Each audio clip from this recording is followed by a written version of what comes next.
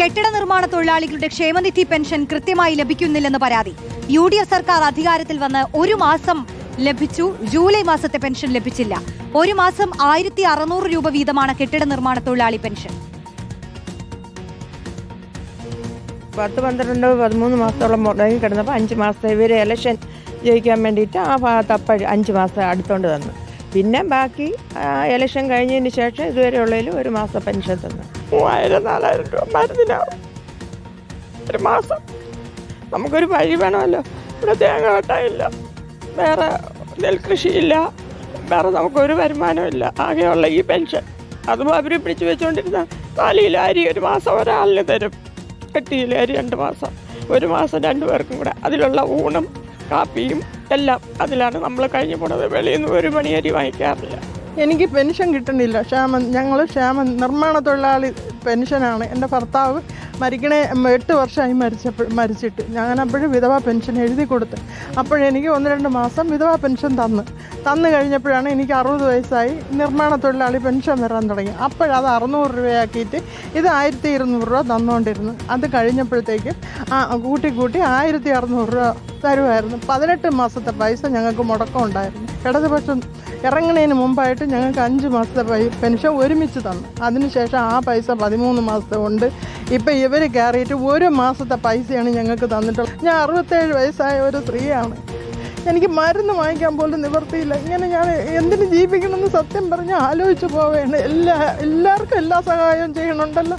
അപ്പം നമ്മളെപ്പോലെയുള്ളവരെയും കൂടെ ഈ ഗവൺമെൻറ് പരിഗണിക്കണ്ടേ?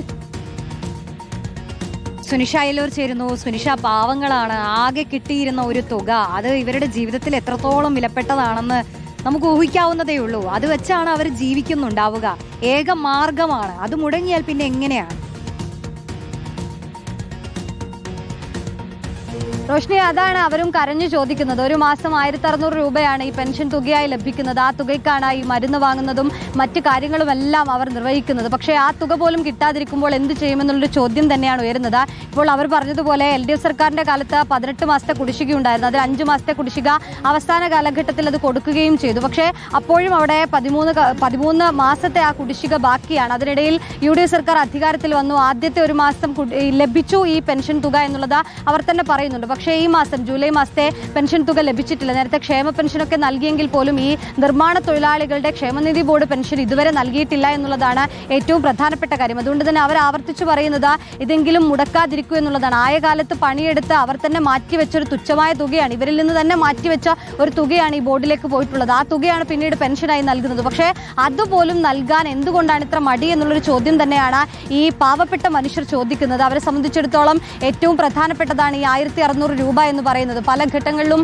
മരുന്ന് വാങ്ങാൻ പോലും കഴിയാത്തൊരു സാഹചര്യമാണ് നിലവിലുള്ളത് എന്നുള്ളതാണ്. അവരുടെ കണ്ണീരിൽ തന്നെ നമുക്കത് മനസ്സിലാക്കാനും കഴിയുന്നുണ്ട്. അതുകൊണ്ട് സർക്കാർ കൃത്യമായി, ഒരുപക്ഷെ LDF സർക്കാരിന്റെ കാലഘട്ടത്ത് ആ ഓരോ മാസത്തിലും മുടങ്ങിയപ്പോൾ തന്നെ അവർ വലിയ പ്രതിസന്ധി നേരിട്ടതാണ്. പിന്നീടാണ് ആ കുടിശ്ശിക, ഒരു 5 മാസത്തെ കുടിശ്ശിക കിട്ടിയപ്പോൾ അത് വലിയൊരു ഉപകാരമായിരുന്നു. പക്ഷേ വീണ്ടും UDF സർക്കാർ അധികാരത്തിൽ വരുമ്പോൾ കൃത്യമായി ഓരോ മാസവും ഈ പെൻഷൻ തുക ലഭിക്കുമെന്നുള്ളൊരു പ്രതീക്ഷയായിരുന്നു ഇവരെ സംബന്ധിച്ചിടത്തോളം ഉണ്ടായിരുന്നു. പക്ഷേ ആദ്യത്തെ ഒരു മാസം കിട്ടിയെന്ന് തൊഴിച്ചാൽ പിന്നീട് കിട്ടിയിട്ടില്ല എന്നുള്ളതാണ് ഇവരെ സംബന്ധിച്ചിടത്തോളം അത് വേദനിപ്പിക്കുന്ന കാര്യം എന്നുള്ളതാണ്. വരുന്ന മാസങ്ങളിലും ഇതേ രീതി തുടരുമോ എന്നൊരു ആശങ്ക കൂടി ഇവരെ സംബന്ധിച്ചിടത്തോളം ഉണ്ട്. അതുകൊണ്ട് കൃത്യമായി പെൻഷൻ തുക നൽകുക എന്നുള്ളൊരു ആവശ്യമാണ് ഇവർ മുന്നോട്ട് വെക്കുന്നത്.